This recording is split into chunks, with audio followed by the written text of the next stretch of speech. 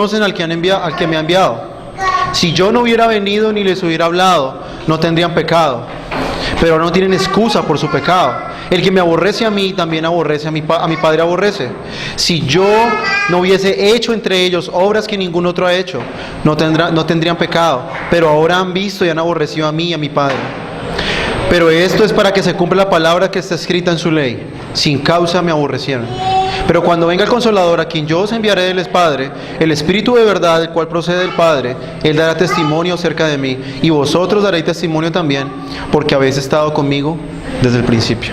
Vamos a orar. Señor, te damos gracias en esta mañana porque tú nos permites venir, Señor, y reunirnos en tu nombre. Venimos, Señor, y estamos delante de tu misma presencia ahora, Señor. Y rogamos, Dios, que tú bendigas tu palabra en esta mañana, Señor. Que tú bendiga la predicación del Evangelio. Que tú concedas, Señor, entendimiento a mis hermanos, Señor, que ellos puedan entender tu palabra y que ellos puedan saber cómo aplicarla a sus vidas, oh Dios. Ayúdanos, Señor, a vivir conforme a tu palabra. Ayúdanos, Señor, porque este es el momento, uno de los momentos más importantes, Señor, del culto y la exposición de tu palabra. Y rogamos que tú bendigas este tiempo, Señor, que tú no permitas que nos distraigamos, Señor, nuestras mentes con pensamientos, con cosas, Dios, sino que podamos estar con nuestra mente clara, Señor, y atentos, Señor, a lo que tu palabra dice, oh Dios. Ayuda al predicador también, Señor. En su debilidad, oh Dios, úsame, Señor, a mí que soy hombre imperfecto, Señor, pecador, para tu gloria, Señor. En Cristo Jesús te damos gracias. Amén. Amén. ¿Podemos sentar?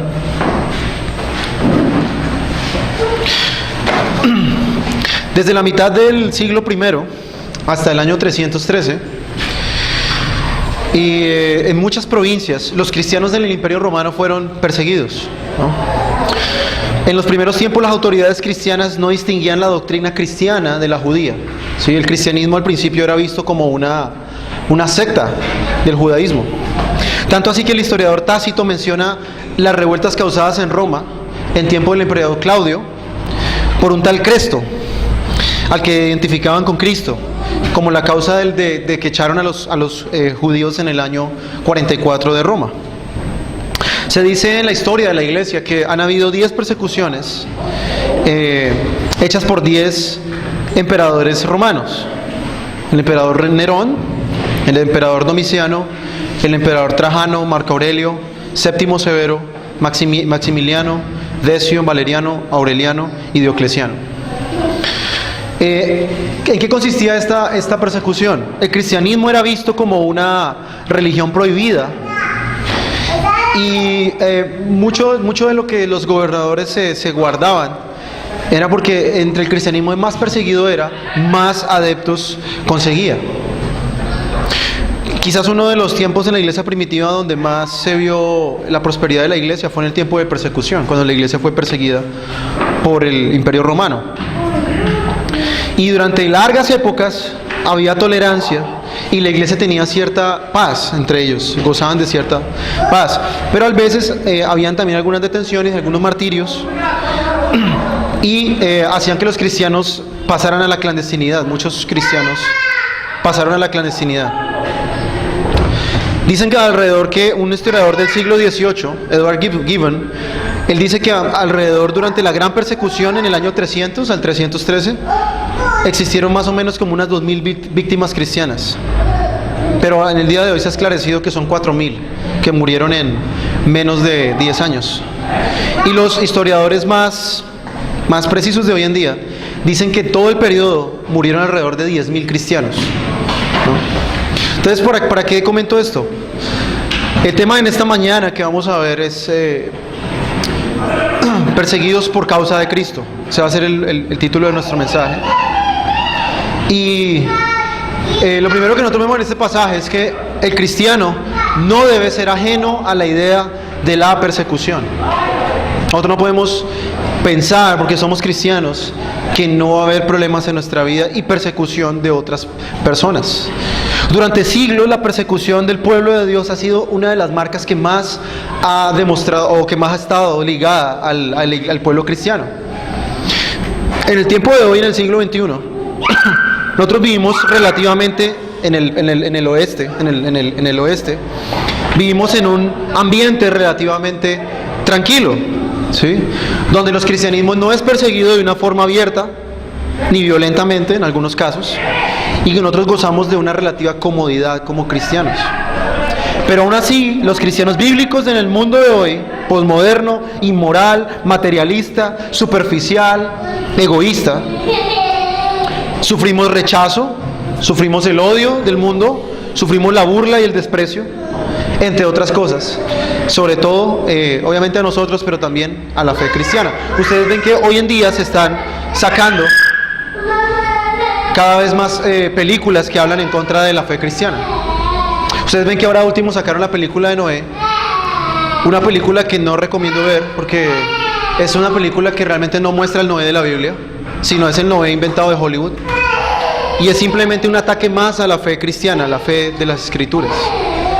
Entonces, también en muchos lugares el cristiano hoy en día es visto como alguien retrógrado, alguien cavernícola, mojigato, anticuado, pasado de moda por la forma en que el cristiano piensa. Entonces nosotros somos atacados de muchas maneras, pero sobre todo nosotros vemos hoy en día una lucha de ideas, una lucha ideológica entre el reino de Dios y el reino de las tinieblas. Ahora, Jesús tampoco quiere que la persecución nos tome a nosotros desapercibidos o por sorpresa. Hasta aquí Jesús, en lo que hemos estudiado en los capítulos 13, 14 y ya 15 terminando, Jesús nos ha hablado de muchas bendiciones. Jesús nos ha hablado de la comunión con el Padre, nos ha hablado de la compañía del Espíritu, nos ha hablado, y 2 veces Jesús nos habló de que cualquier cosa que nosotros pidamos para la gloria de Dios, Dios nos oye. Tenemos la compañía del Espíritu Santo, tenemos una certeza de una morada eterna en los cielos si llegamos a morir. Y pareciera que todas solamente son puras bendiciones. Pero ahora, en este capítulo 15, al final, del versículo 18 en adelante, Jesús nos promete persecución también.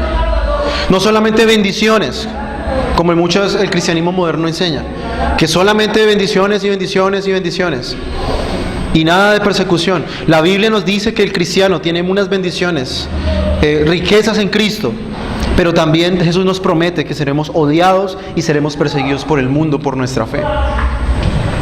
Ahora, ¿por qué nosotros somos perseguidos por el mundo?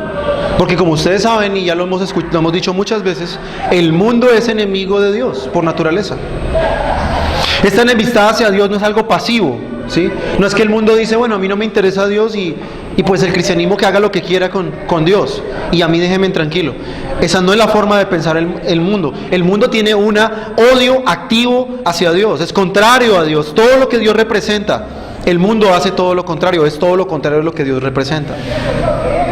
Ahora, otra cosa es que no solamente Jesús es perseguido mientras Él estuvo acá en la tierra, sino que también sus discípulos sufrirán persecución así como Él. Entonces, hermanos, nosotros tenemos que entender que el discipulado tiene un precio. Ser discípulo de Cristo no es algo fácil y no es algo que no conlleve también una parte negativa. El verdadero discipulado tiene un precio y los verdaderos creyentes han de pagar este precio. ¿Sí? Y eso es lo que vamos a examinar, lo que este pasaje nos dice en esta mañana. Entonces, en esta mañana vamos a ver 3 cosas en este pasaje acerca de la relación del cristiano hacia el mundo y de la relación del mundo hacia el cristiano. Y lo primero que vamos a ver acá son los versículos 18 al 21 y vamos a ver las razones de la persecución. ¿Por qué el mundo persigue a los cristianos? ¿Por qué el mundo persigue a la iglesia? ¿Por qué el mundo es hostil hacia los que se dicen ser cristianos o aquellos que han profesado una fe bíblica? La primera razón por la que nosotros somos perseguidos es porque Jesús fue perseguido. Versículo 18: si el mundo os aborrece, sabed que a mí me ha aborrecido antes que a vosotros. Entonces Jesús advierte a los discípulos la razón por la cual todos ellos han de sufrir persecución.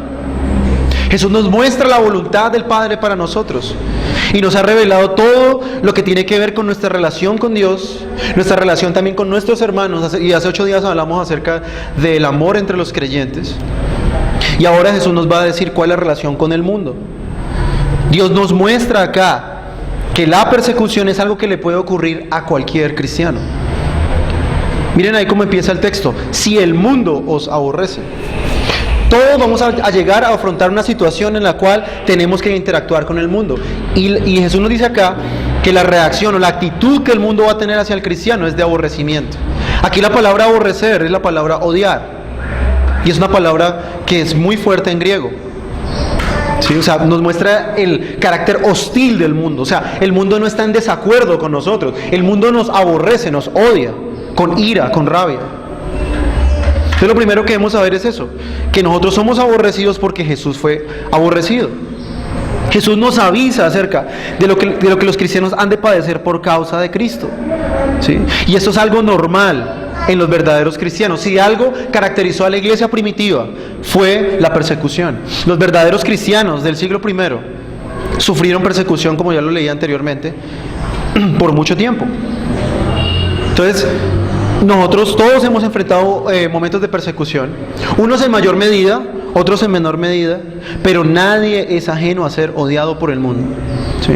Jesús les acaba de llamar amigos a ellos, ahí en lo que vimos en la semana pasada, y les ha dicho que el Padre le ha placido mostrarles su voluntad, y nos mostró que hemos sido escogidos por Él para ser sus amigos, como vimos hace 8 días, pero también hemos sido escogidos para sufrir con Cristo. ¿Sí? No todo solamente es felicidad y todo es color de rosa en el cristianismo. Bueno, en el cristianismo bíblico no, en el moderno sí. Entonces Jesús nos promete algo que a muchos no nos gusta escuchar, que a muchos no nos agrada saber.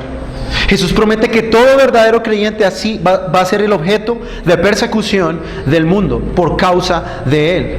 Entonces, toda persona que está unida a Cristo por la fe, toda persona que ha nacido de nuevo y hace parte del cuerpo de Cristo, no solo goza las bendiciones del siglo venidero, el amor de Dios, la morada eterna, la comunión con Dios, las oraciones escuchadas y contestadas, la ayuda del Espíritu, el amor fraternal de los hermanos, sino también Dios le ha prometido recibir el odio del mundo. Filipenses 1:29 nos lo dice más fácil. Filipenses 1:29 dice: porque a vosotros os es concedido a causa de Cristo, no solo que creáis en Él, sino que también padezcáis por Él. Nosotros vemos aquí que Dios nos concede el nuevo nacimiento, nacemos de nuevo por la voluntad de Dios, y sabemos que es un acto soberano, pero Dios también nos ha prometido como un acto soberano sufrir por Él, padecer por Él. Entonces nosotros, lo que Pablo nos está diciendo aquí es que no solamente nos es concedido las riquezas en gloria de Cristo, sino también nos es concedido padecer por Cristo. Entonces el padecer hace parte de la vida cristiana, el sufrimiento es lo que hace que no pongamos nuestra esperanza en las cosas de este mundo. Es como una primera razón que yo veo en este pasaje. ¿Por qué Dios permite que seamos perseguidos? Para que no hagamos del mundo, de este mundo, la morada en la que nosotros deseemos quedarnos. A veces eso es lo que ha dormido a la iglesia moderna. La iglesia moderna habla del aquí y el ahora. Habla de la bendición ahora. Todo lo quiere ahora. Y está convirtiendo el mundo de hoy, de ahora, esta tierra que es pasajera, la ha convertido o lo quiere convertir en su morada eterna. Porque todo se ha convertido en un materialismo. Todo el cristianismo moderno está enseñando que debemos tener salud, prosperidad, amor, dinero aquí. Pero el sufrimiento hace que nosotros no tengamos nuestra esperanza puesta en estas cosas de este mundo. Entonces todo creyente, mis hermanos, debe ser consciente de esto. Jesús ha sido perseguido y mi relación con el mundo no va a ser mejor que la que Jesús tenía con el mundo. ¿Sí? Todo lo que Dios hace en nosotros lo hace para que seamos como Cristo. Y si Cristo sufrió persecución, ¿cuánto más nosotros, siguiendo sus pisadas en este mundo, sufriremos con Él? Entonces, una de las primeras marcas de los verdaderos cristianos es que son perseguidos por la causa de Cristo. Seremos perseguidos. Esto es una promesa. Ahora, ¿qué clase de persecución es esta? No es una persecución social, ¿sí? No es que yo me ponga una camiseta de cristiano o entro a una iglesia y la gente automáticamente me persigue por mi posición social. La persecución del mundo es una persecución teológica. ¿Sí? Esto lo dice John MacArthur. Él dice que el mundo nos odia por causa de aquel en que hemos creído. O sea, el mundo, el sistema moral de este siglo, le importa más de lo que ustedes se imaginan lo que nosotros creemos. Al mundo le importa mucho qué es lo que usted cree, aunque usted no lo crea. ¿Sí? Tanto así que Satanás se encarga de diluir, de contaminar y de adulterar la verdad. Satanás no quiere que la gente conozca quién es Dios y no quiere que la gente conozca la verdad de Dios. Por eso uno de los mayores esfuerzos que Satanás, en lo que más él gasta su tiempo, es en diluir, en cambiar, en torcer la verdad de las Escrituras. Entonces, al mundo le interesa mucho lo que usted crea, mi hermano. A cualquier persona. En el momento en que usted se identifica con Cristo, en el momento en que usted se pasa al lado de Cristo, usted se convierte automáticamente en enemigo del mundo. Entonces, Dios y el mundo están en una constante oposición. ¿Sí? ¿En qué vemos esta oposición? La santidad de la iglesia versus el pecado del mundo. El fruto del espíritu de los creyentes versus la moralidad, falsa moralidad del mundo. La ley de Dios y los 10 mandamientos versus los derechos humanos. El amor ágape versus el amor eros, superficial del mundo. Es una confrontación directa entre Dios y el mundo. Entonces, el mundo está totalmente en una posición hostil hacia Dios, ¿sí? Ahora, hermanos, no podemos esperar nunca una actitud amable del mundo. El mundo es contrario a Dios. No quiere tener que ver nada con Dios. El mundo ama lo que Dios odia, ¿sí? De tal manera que aún todas las obras buenas están contaminadas con pecado. Ustedes ven todo lo que el mundo hace bueno y está contaminado con el pecado, aunque sea moralmente bueno, ¿sí? Todo lo que el mundo hace es pecado. En cierto sentido. ¿Por qué? Porque el mundo no hace las cosas para la gloria de Dios, sino que está fundamentado en un corazón enemigo de Dios. Entonces, esa es la primera razón, porque pertenecemos a Cristo, porque nos hemos identificado con Él. La segunda razón por la que nosotros somos perseguidos acá está en el versículo 19. Si fuerais del mundo, el mundo amaría lo suyo. Pero porque no sois del mundo, antes yo os elegí del mundo, por eso el mundo os aborrece. Somos aborrecidos por ser escogidos de Dios. Nosotros vemos que todo el mundo está bajo las tinieblas. Toda la raza humana está bajo el dominio del diablo, excepto los que han sido escogidos por Dios para ser parte de su pueblo. Este pueblo ha sido sacado de la oscuridad por la obra de gracia de Dios.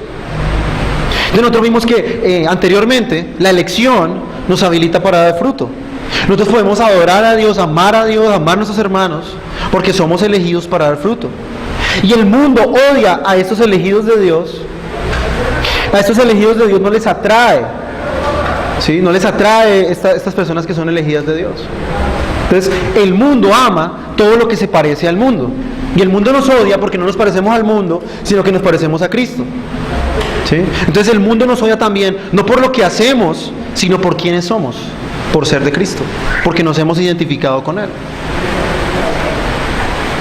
Entonces, ahora el mundo tampoco nos odia por lo que yo he llegado a hacer en mi propia fuerza, sino que el mundo me odia por lo que Dios ha hecho en mí. Entonces, Jesús le recuerda a los discípulos siempre lo que implica ser elegido. ¿Qué significa ser elegido según el texto? No somos del mundo porque el mundo no nos ama. Somos elegidos de Dios porque el mundo no encuentra nada en nosotros que le atraiga. No hay nada en nosotros que el mundo diga, wow, me fascina. No, el mundo aborrece todo lo bueno que viene de Dios. Entonces no somos de este mundo, porque el reino de Dios no es de este mundo. Somos peregrinos y extranjeros en este mundo. Somos viajeros temporales esperando estar en nuestro verdadero hogar que está en los cielos, junto a Dios. Por eso el mundo no nos ama, porque no somos del mundo, porque hemos sido escogidos para Dios. De hecho, el mundo ama al Dios hecho a su propia imagen, eso lo vimos ahora. Ellos aman al Jesús antropocéntrico, al Jesús activista de los derechos humanos, ¿sí? Ese Jesús universalista que dice, bueno, al final todos serán salvos, no importa si no creen en mí. Ellos simplemente, si tienen un buen corazón, si son buenas personas, ellos pueden entrar al cielo y ya. Ese es el Cristo que el mundo ama. Ellos no aman al Cristo de la Biblia. Ellos no aman al Cristo de la Biblia, ellos aman a su propio Cristo, su propia versión de Cristo. Entonces, el cristiano, hermanos, ha sido escogido para Dios y su servicio. Y cuando él hace eso, cuando empieza a servir a Dios, cuando él sabe que ha sido escogido por Dios para su servicio, él atrae sobre él automáticamente la ira del mundo. Mateo 10, 34 al 36. No penséis que he venido para traer paz a la tierra. No he venido para traer paz sino espada. Porque he venido para poner en disensión al hombre contra su padre, a la hija contra su madre y a la nuera contra su suegra. Y los enemigos del hombre serán los de su casa. Nada más vemos en algunas familias, por ejemplo, que son católicas de tradición, y uno de los integrantes de la familia se convierte. El Señor hace la obra en su corazón y esa persona viene a la fe en Cristo. ¿Qué es lo primero que pasa en esa casa?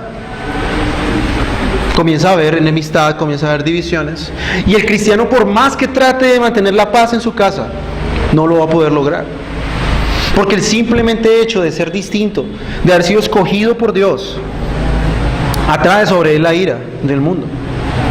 Entonces, el mundo se imagina que Jesús tenía que venir a traer paz a la tierra, pero Jesús nos dice acá que Jesús viene a traer una división. ¿Cuál es esa división? Entre los creyentes y los que no son creyentes. Jesús viene con su verdad a hacer una división entre los que han creído en Él y los que no creen en Él. Entonces, hay que tener siempre esto en cuenta. La verdad de Dios nos hace distintos a los demás. La verdad de Dios tiene que hacer un efecto en nosotros que nos hace distintos al mundo. Entre más nosotros nos ganemos la admiración del mundo, quiere decir que en nosotros hay algo que está mal. Obviamente no estamos diciendo que vamos a tratar mal a las personas, a hablar mal de ellas, no. Pero simplemente por lo que somos en Cristo. Si nosotros decimos que somos cristianos y el mundo nos ama por ese cristianismo que nosotros llevamos, hay que examinar muy bien si realmente somos escogidos de Cristo o no. Entonces, hoy muchos enseñan que ser perseguido es ser pobre, por ejemplo, o andar enfermo, o es que mi casa está fea, entonces yo soy perseguido supuestamente. Pero la Biblia nos dice que seguir a Cristo tiene un costo, y que ser perseguido no es eso, sino que ser perseguido es tener la desaprobación del mundo. La vida cristiana, hermanos, no es fácil, ustedes saben que no es fácil. Muchos hay hoy que, como la parábola del sembrador, profesan una fe en Cristo externa y dicen, sí, yo creo en Cristo, pero ¿qué pasa? Viene la aflicción y se apartan de Cristo. Entonces, por un lado, la verdad nos hace diferentes del mundo, y segundo, las aflicciones, también la persecución tiene esa finalidad, mostrarnos quiénes son los verdaderos cristianos y quiénes no. Yo no sé ustedes, una anécdota que yo acabo de recordar. En el tiempo de la Rusia comunista, estaban adorando los hermanos en una iglesia clandestina un domingo, y mientras estaba el pastor predicando y estaban los hermanos en la predicación, entró el ejército rojo, entraron unos soldados del ejército ruso, y ellos entraban con sus armas y todo, y entonces ellos dijeron, todos aquellos que realmente son cristianos, pasen acá al frente porque los vamos a matar afuera. Y todos los que eran verdaderos creyentes salieron. Todos los que siguieron las órdenes salieron, y quedaron el resto adentro. Cuando los soldados estaban afuera, llegué y le dijeron a estas personas que estaban ahí, bueno, hermanos, ahora sí vamos a adorar realmente con los que son de Cristo. ¿Sí? Entonces, las persecuciones tienen esa finalidad, también saber quiénes son los verdaderos cristianos y quiénes no. Los verdaderos creyentes no se dan por vencidos, ni niegan a Cristo, a pesar de que todo el mundo le tire su odio encima. Ellos soportan con paciencia el odio del mundo, sabiendo que ellos corren la misma suerte de su maestro. Ellos no van a pasar nada mejor que a Cristo. Si Cristo fue blasfemado, si Cristo fue escupido y fue golpeado, ellos saben que su suerte es la misma. Ellos correrán la misma suerte de su maestro. Mateo 5, 11 y 12. Bienaventurados sois cuando por mi causa os vituperen y os persigan, y digan toda clase de mal contra vosotros mintiendo. Gozaos y alegraos, porque vuestro galardón es grande en los cielos, porque así persiguieron a los profetas que fueron antes de vosotros. Entonces nosotros vemos que la persecución tiene también esa finalidad, mostrar quiénes son los elegidos de Dios. Y un tercer aspecto es que somos aborrecidos también porque el mundo no conoce a Dios. Versículo 20, perdón. Acordaos de la palabra que yo os he dicho. El siervo no es mayor que su Señor. Si a mí me han perseguido, también a vosotros perseguirán. Si han guardado mi palabra, también guardarán la vuestra. Mas todo esto os harán por causa de mi nombre, porque no conocen al que me ha enviado. Pues la otra razón por la que somos perseguidos es porque el mundo no conoce a Dios. El mundo es ignorante de las cosas de Dios. ¿Ustedes alguna vez han oído esa frase que dice que nosotros, los seres humanos, tememos a lo que no conocemos? Bueno, el mundo no precisamente teme a Dios, sino que el mundo odia a Dios porque no conoce a Dios. Jesús ha dicho anteriormente que el Espíritu es solamente prometido a sus discípulos, aquellos que son elegidos de Dios. Y a estos, como dijimos hace 8 días, se les ha mostrado las verdades del reino de Dios, pero al mundo no. Dios no decidió mostrarle al mundo las verdades. Entonces el mundo es ignorante de las verdades espirituales, ¿sí? El mundo no sabe realmente quién es Dios. El mundo es religioso. El mundo tiene una falsa religión idolátrica, una falsa religión que no adora al Dios verdadero. Y ahora, cuando una persona no adora al Dios verdadero, está adorando demonios, está adorando cosas que no son de Dios. Entonces, el mundo tiene un conocimiento general de Dios, porque nosotros sabemos que la creación nos dice que Dios existe y nos muestra su poder y deidad, pero ellos no conocen plenamente a Dios en su carácter y en sus atributos. Entonces, Jesús predicó las verdades personalmente a los judíos y ni siquiera ellos se convirtieron,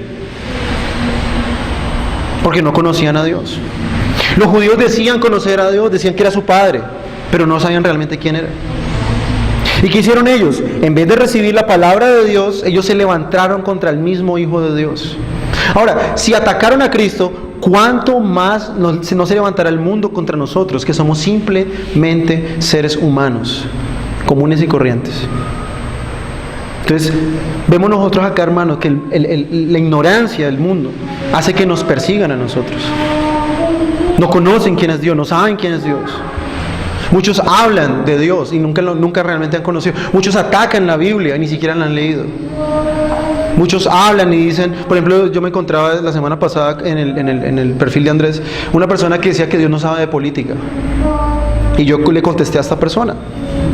Y él asume que Dios no sabe de política. Pero eso es algo ilógico. Es ilógico. Entonces, nosotros, hermanos, sufrimos persecución por la ignorancia del mundo. Ahora, ¿esta ignorancia de dónde proviene?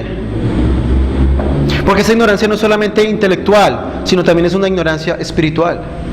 Acordémonos que el mundo no puede discernir las cosas espirituales, ¿sí?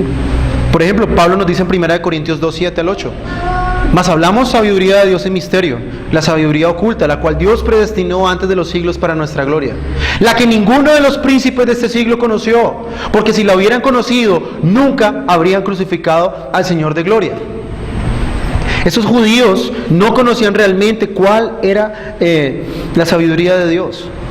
Ellos no conocían, por eso crucificaron a Cristo. Si ellos hubieran conocido la persona de Cristo, quién era Cristo, cuál era verdaderamente su labor, qué fue lo que realmente vino a hacer, cuál es la gravedad del pecado, ellos no hubieran hecho eso. Pero lo hicieron por su dureza de corazón. La ignorancia que el mundo tiene acerca de las cosas de Dios no es una desinformación de su mente, bien proviene de la dureza de su corazón. Los hombres rechazan a Dios no por su intelecto, sino por la dureza de su corazón. O sea, una persona no peca porque es ignorante, sino que la persona es ignorante porque su corazón es duro y no quiere recibir la verdad de Dios. Acuérdense que la Biblia dice en Romanos que los hombres son ignorantes porque se niegan a creer en la verdad revelada de Dios. Ellos frenan con injusticia la verdad. Ellos no quieren saber quién es Dios. Y como para ellos Dios es alguien extraño, ellos atacan a todo aquello que tenga que ver con Dios, inclusive los creyentes, la iglesia. Entonces, hermanos, acuérdense este texto también de Timoteo, 2 Timoteo 3:12. Y también todos los que quieren vivir piadosamente en Cristo Jesús padecerán persecución. El mundo te odiará porque el mundo odia a Cristo. Y si tú estás unido a Cristo, el mundo te va a odiar porque tú eres escogido de Dios, por tu testimonio, porque a través del fruto que tú das, tú testificas a ellos que tú eres amigo de Cristo. Y ellos te van a odiar también porque no conocen a Dios, porque la dureza de su corazón no les permite conocer a Dios. Entonces, hermanos, nosotros no podemos concebir cristianos que viven en pura comodidad y no son perseguidos por su fe. Y acuérdense que la iglesia nunca, en los tiempos de persecución, la iglesia nunca se ha acabado. Al revés, la iglesia crece mucho más.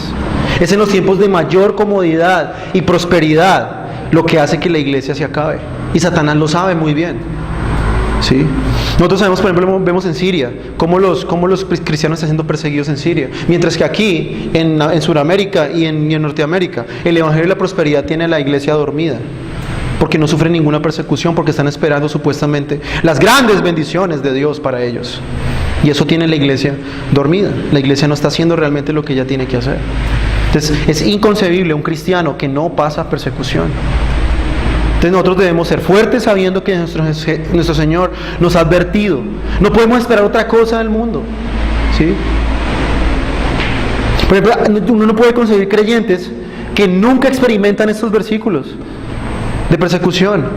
Son personas que nunca comparten su fe con otros, nunca sufren el odio, ¿sí? Porque nunca han confrontado al mundo con el mensaje del Evangelio. Nunca le comparten a otra persona y nunca han sufrido persecución. Entonces no saben qué es eso. Entonces, hermanos, debemos nosotros estar preparados y listos para la persecución, cualquiera que ella sea. Vamos a ir a nuestro segundo punto, y es el objeto de la persecución. ¿Qué es lo que el mundo aborrece de Dios? ¿Qué es lo que el mundo persigue de Dios? ¿Qué es lo que el mundo le molesta de Dios? Ahora, nosotros vemos aquí, y ese es el enlace entre el primer punto y el segundo, y nosotros vemos que el mundo no tiene un conocimiento de Dios. Ahora, entonces, ¿cuál es el conocimiento que Cristo vino a traer a los hombres? ¿Cuál es el conocimiento que el mundo debe tener de Dios o no tiene de Dios? Primero, versículo 22. Si yo no hubiera venido ni les hubiera hablado, no tendrían pecado, pero ahora no tienen excusa por su pecado. Lo primero que nosotros vemos acá es que Jesús nos vino a traer las verdades del pecado. Jesús vino a hablar de acerca del pecado. Jesús vino a mostrar la verdad del pecado al ser humano. Vino a exponer el pecado que ofende a Dios. Vino a mostrar la realidad de nuestra lamentable situación delante de Dios. El conocimiento de Dios implica saber quiénes somos nosotros y quién es Dios. Y es precisamente lo que Jesús vino a hacer acá. Jesús vino a darnos luz en las tinieblas, ¿sí? Si una persona oye a Jesús, conocerá en verdad la condición de su corazón. La persona que viene y oye a Cristo se dará cuenta que es un pecador, que necesita la gracia de Dios de una forma desesperada y urgente. Y la verdad de su condición, si él viene a Cristo, le será mostrada tal cual como él es. Dice Spurgeon: si te llamo pecador, no reaccionas, pero si te llamo delincuente, te levantarás indignado y negarás la acusación. Un delincuente, en el sentido normal del término, es alguien que ha afrentado a sus semejantes. Pecador es el que ha agraviado a Dios. No te importa ser llamado pecador porque tienes en poco ofender a Dios. Pero que te llamen delincuente o infractor de las leyes humanas, eso te molesta, porque estimamos mucho más la opinión de los hombres que la de Dios. Es totalmente cierto. A nosotros nos importa más si nos llaman ladrón, mentiroso, si nos llaman lo que sea. Pero si nos dicen pecador, sí, yo soy pecador, yo sé que soy. El mundo tiene poco lo que Dios dice de ellos. Igual que los fariseos. Los fariseos les importaba más la opinión de los hombres que lo que Dios pensaba de ellos. Entonces, así es este mundo, hermanos. Este mundo le interesa más su autoimagen frente a los otros e ignoran la opinión de Dios. Y la opinión de Dios, hermanos, es lo que hace la diferencia entre el cielo y el infierno, hermanos. Ellos rechazan la verdad de Dios y Jesús es la única oportunidad de ser salvos. El mundo es culpable de rechazar la verdad revelada de Dios, porque después de que ellos rechazan la verdad de Dios, no hay más esperanza para ser salvados. Ahora, eso también esto tiene una advertencia para nosotros. Aquellos que conocieron más la verdad, aquellos que tuvieron más luz, serán más castigados más severamente que los que nunca oyeron el Evangelio. Los que vieron la obra del Espíritu Santo en los corazones de los hombres, los que escucharon la palabra de Dios expuesta, para ellos el castigo será mayor, porque ellos recibieron más luz que otros. Eso es lo que Jesús nos advierte aquí. Si yo no hubiera venido, no les hubiera hablado, no tendrían pecado. Ahora Jesús no está diciendo aquí que no serían pecadores. Jesús le está diciendo acá, es que su pecado no sería tan grave como aquellos a los que les ha sido mostrado su pecado y no tienen excusa por él. Entonces esa es la actitud del mundo, hermanos. Los hombres no quieren oír la verdad del pecado. El mundo ama su pecado y su rebelión contra Dios. Ellos son felices siendo rebeldes contra Dios. ¿Y cómo se manifiesta esta rebelión? Resistiendo la verdad de Dios. Ellos quieren tapar la verdad de Dios. Ellos no quieren que se exponga el Evangelio, porque el Evangelio les muestra la verdad de sus corazones.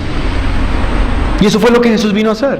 Jesús vino a darles verdadero sentido a la ley de Dios, a lo que Dios exige de nosotros. Juan 3:17 al 20. Porque no envió Dios a su Hijo al mundo para condenar al mundo, sino para que el mundo sea salvo por él. ¿En qué manera? el que en Él cree no es condenado, pero el que no cree ya ha sido condenado, porque no ha creído en el nombre del unigénito Hijo de Dios. Ahora, ¿en qué consiste esta condenación? Y esta es la condenación, que la luz vino al mundo y los hombres amaron más las tinieblas que la luz, porque sus obras eran malas. Porque todo aquel que hace lo malo aborrece la luz y no viene a la luz para que sus obras no sean reprendidas. El mundo odia, hermanos, que nosotros confrontemos con la verdad del Evangelio. El mundo lo aborrece y los cristianos de hoy en día también. Los cristianos de hoy en día no quieren confrontar al mundo con la verdad del pecado porque les da miedo. Porque piensan y sienten que eso es aborrecer al mundo, que es odiar al mundo.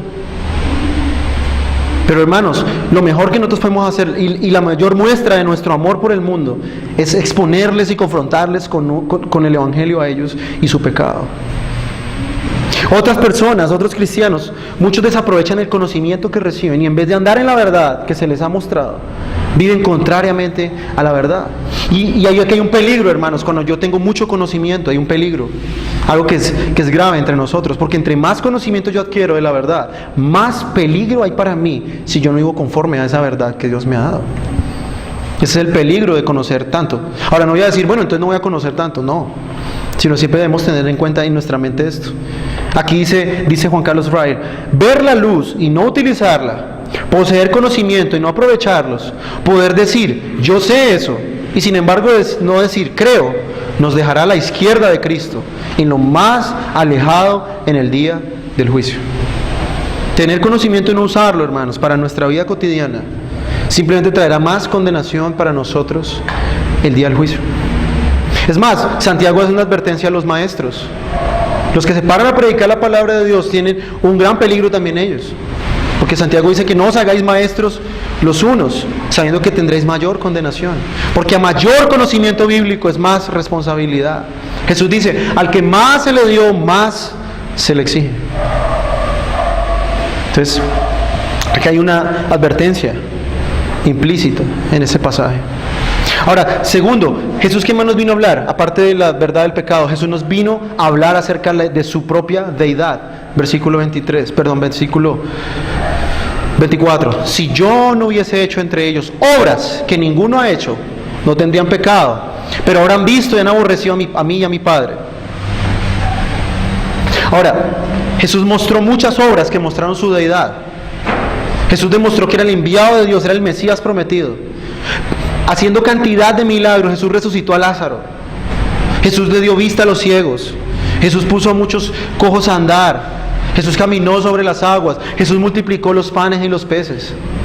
Y aún así, los hombres aborrecieron a Cristo, lo rechazaron y negaron sus milagros. Yo recuerdo cuando yo prediqué Juan 9. Juan 9 nos habla acerca del milagro del hombre ciego, que ha nacido ciego. Como en el versículo 20 y algo, no recuerdo bien, los fariseos están tan empeñados en negar el milagro de Cristo, que el mismo ciego les dice a ellos, bueno, si ustedes tanto que están tan preocupados por negar este milagro, debe ser porque ustedes al fondo quieren ser discípulos de Él. O sea, el mundo se empeñó tanto en negar los milagros de Cristo en su deidad, pero es algo que no se puede tapar, porque claramente nosotros vemos que Cristo es Dios.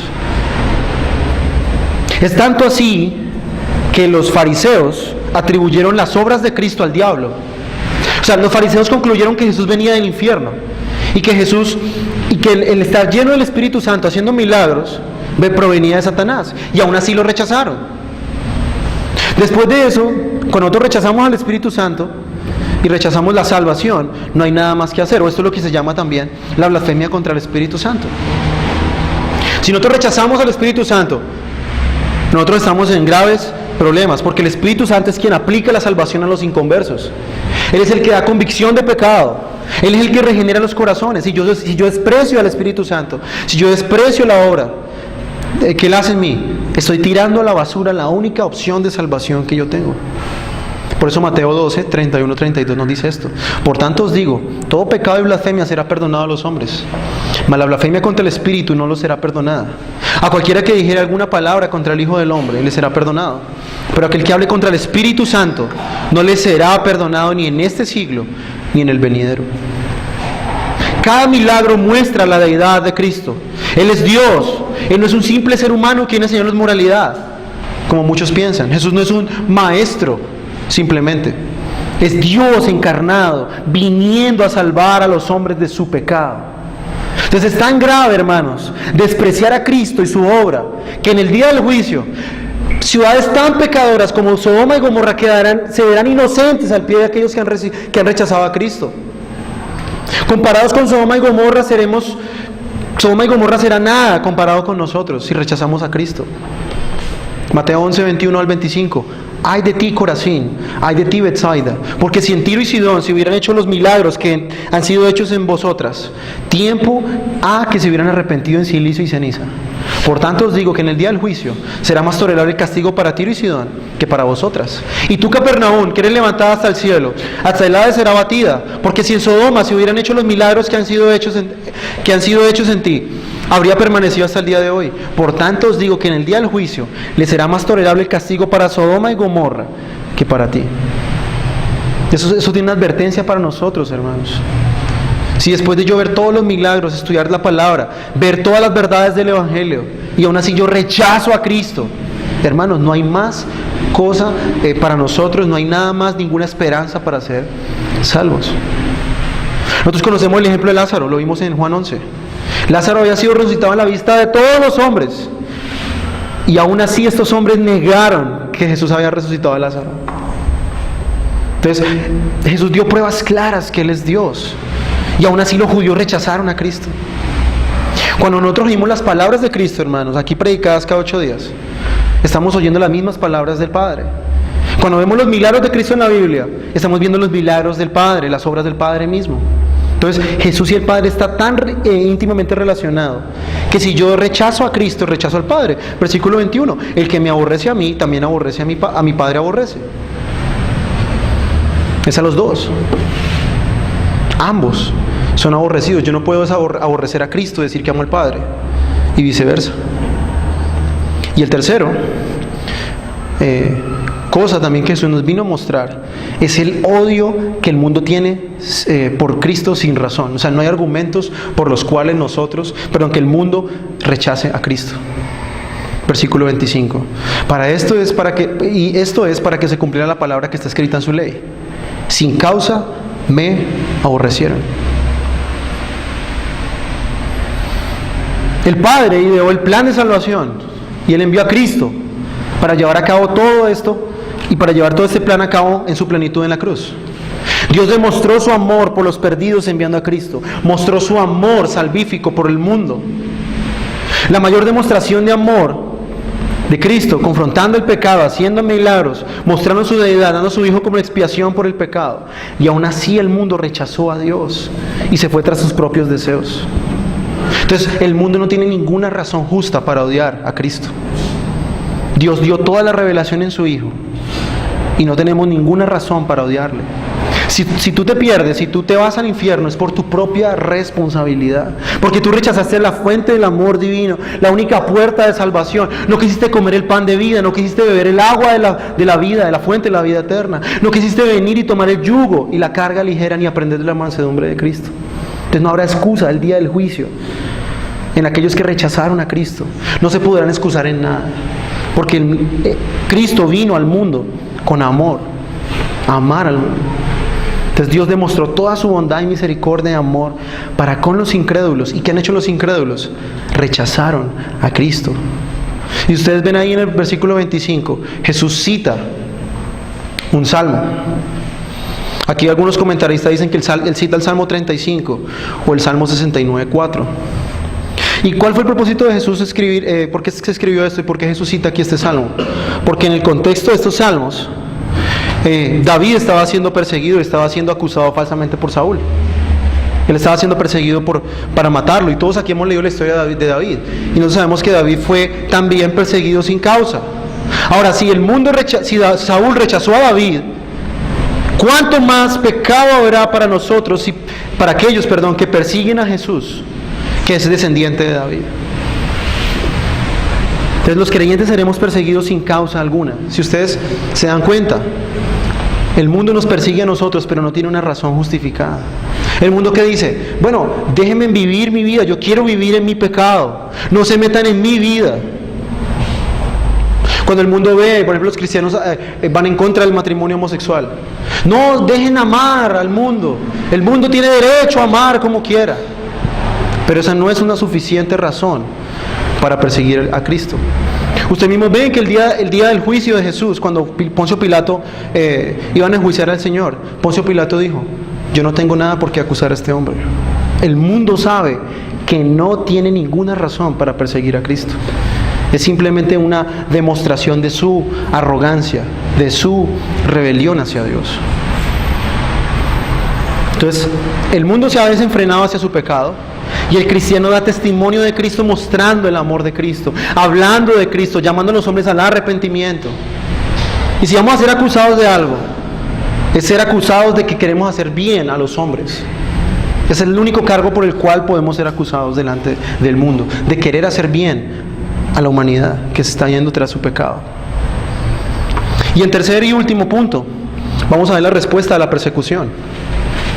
Versículo 26 y 27. ¿Cómo deben los cristianos responder a la persecución entonces? Si el mundo nos odia, ¿nosotros debemos responder con odio al mundo?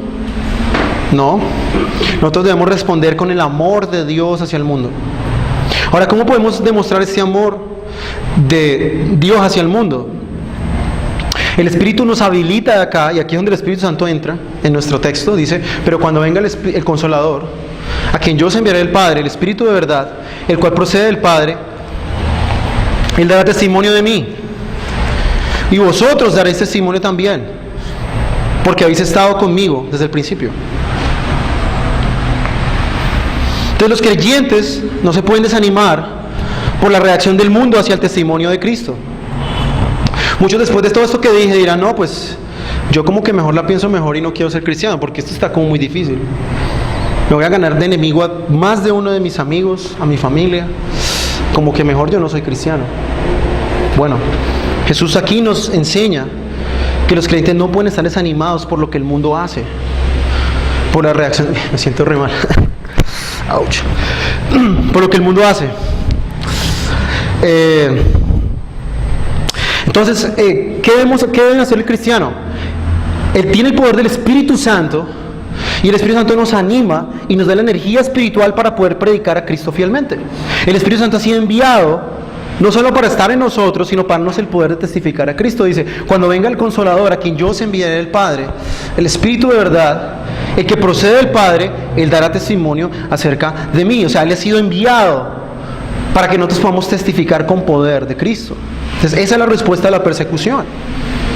Tenemos el Espíritu Santo, y el Espíritu Santo es enviado por Cristo y por el Padre para que podamos dar testimonio. Ahora, el libro de los Hechos de los Apóstoles es la fiel demostración de la iglesia dando testimonio de Cristo y a la vez sufriendo por causa de Cristo.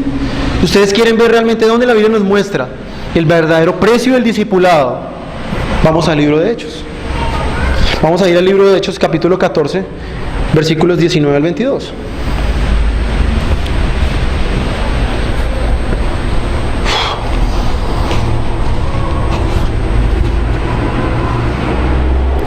Dice Hechos 14, 19 al 22.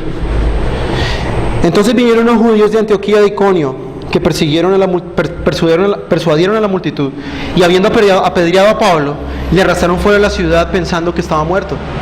Pero rodeándole los discípulos, se levantó y entró en la ciudad, y al día siguiente salió con salió con Bernabé para Derbe, y después de anunciar el evangelio en aquella ciudad y de hacer muchos discípulos, volvieron a Listra, a Iconio y a Antioquía, confirmando los ánimos de los discípulos, exhortándoles a que permaneciesen en la fe y diciéndoles: es necesario que a través de muchas tribulaciones entremos en el reino de Dios. ¿Qué es lo que motivaba a Pablo para predicar después de ser apedreado? Usted imagínese una persona que ha sido apedreada, una persona que tiene heridas por todo su cuerpo, que tiene golpes de piedras en su cuerpo, y dice acá que estaba como medio muerto, y lo sacaron fuera. Él se para y regresa otra vez a la ciudad a predicar. ¿Qué es lo que motiva a un cristiano a tener esa actitud hacia un mundo hostil y rebelde? Es el Espíritu Santo en el creyente, motivándole, dándole la fuerza para que él pueda testificar.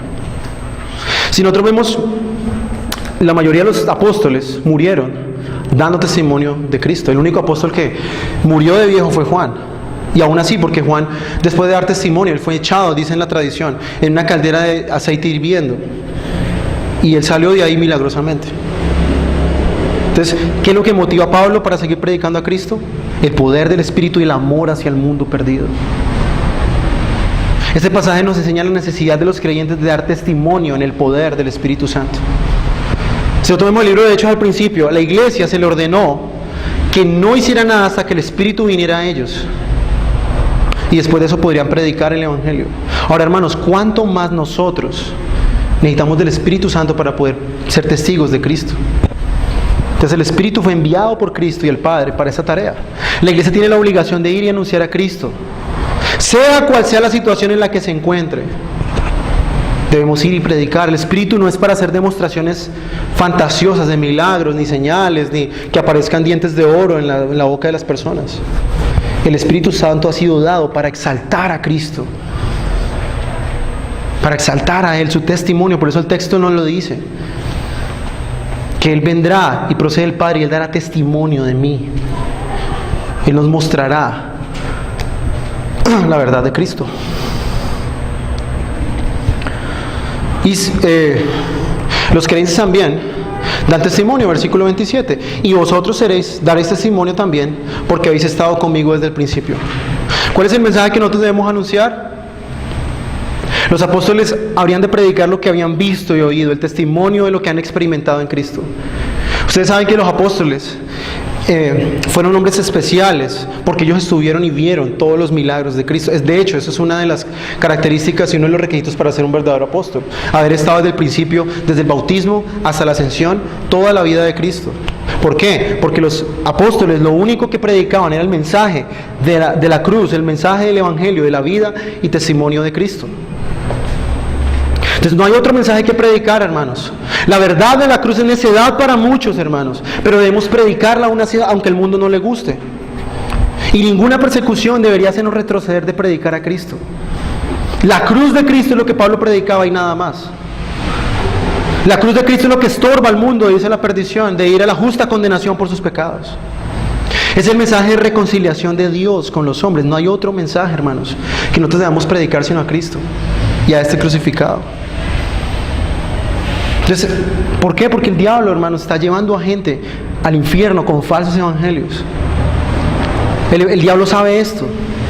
Y por eso, como dije anteriormente, él no se empeña tanto en perseguir a la iglesia con muertes, sino de torcer y tergiversar la verdad del evangelio.